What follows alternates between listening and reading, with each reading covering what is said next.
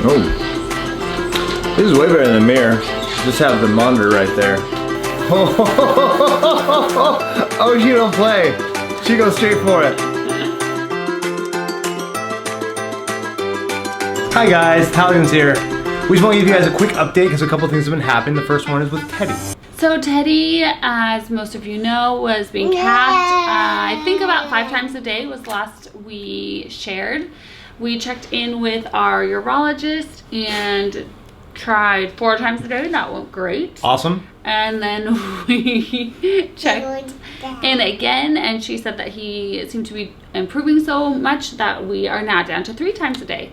So we just cath morning, afternoon, and right before bed. So try to keep it as close to 8 hours apart as possible. And so far, no issues with that. No, not at all. He's been doing really well with it, and he seems to be, seems to just be a happy, healthy baby. Yeah. Next step is to hopefully get no fortification for his milk. So that's kind of the next step for Teddy. Donny, same as normal. She's still gaining weight, which is good on her 12 hours of TPN. Donny, how are you? Are you good? Are you good? What do you like playing? With the dollhouse. With the dollhouse? The raccoon's eating yummy food too? Yummy food raccoon. What else do you like to play with? Do you like to play any games that involve lands of candy? Do you have a new game you like? Candyland. Tell them over there. What do you like? Candyland. And what's the other game we got with it? Candyland. And? Hungry, hungry. Yes, hungry hippos. So we were living our childhoods too here with little hungry hippos and Candyland. Yep. So in the meantime, what are we doing in this time? Well, I still do a lot of video stuff for the church. I still have a couple wedding films that I'm working on as we speak. All my weddings have been pushed ahead, so all my April and May weddings have been rescheduled or canceled, so that's kind of a crazy time. But we're still, optimistic about what's going to come next. In the meantime, we're doing good here at home. We've had a lot of support. Deliveries are still happening. Some weird things like we don't get as many plastic gloves now when we're doing dressing changes, but we still have everything we need, so praise God. Anything else I'm missing that's kind of weird with COVID? Nothing weird, I don't think. If you're, Seth said people were wondering just how it is with kids with special needs, and I would say the medical side of things, there's always just that worry that if one of our kiddos needs to go to the hospital, will there be enough of everything to keep them safe when they have to go? So it's one of those things that's, I'm sure, on other people's minds more than it usually is, and it still continues to weigh heavily on our minds.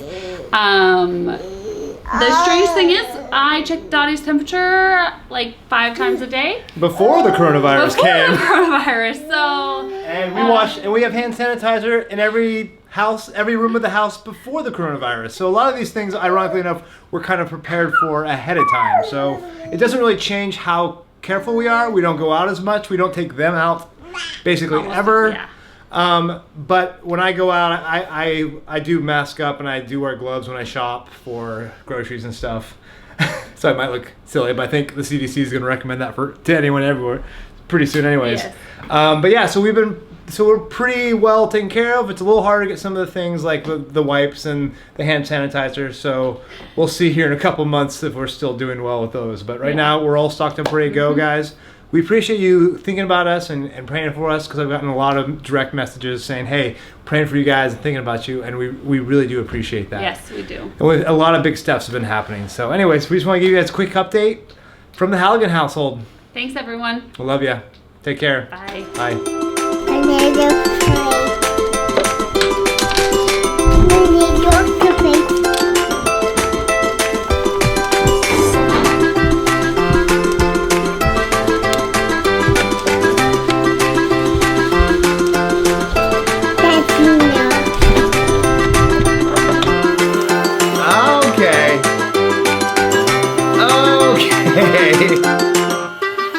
This is what happens when you... Oh, I got hair all over me, yeah. She's not prepared.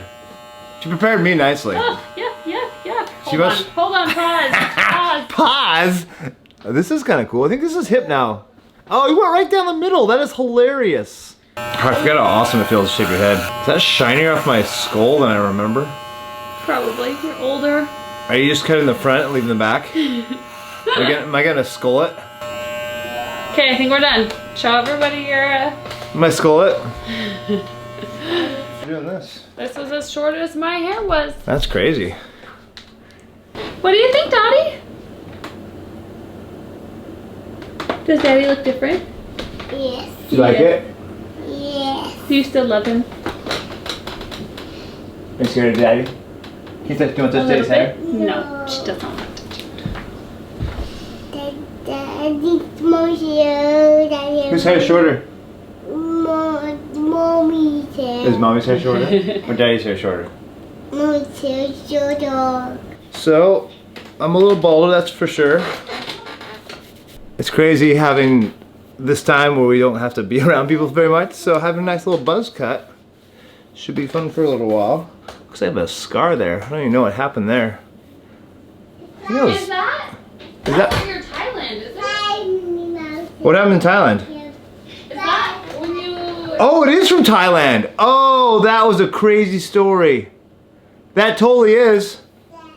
I don't think I've shaved my head since. No, I don't think so. Okay, so that's crazy.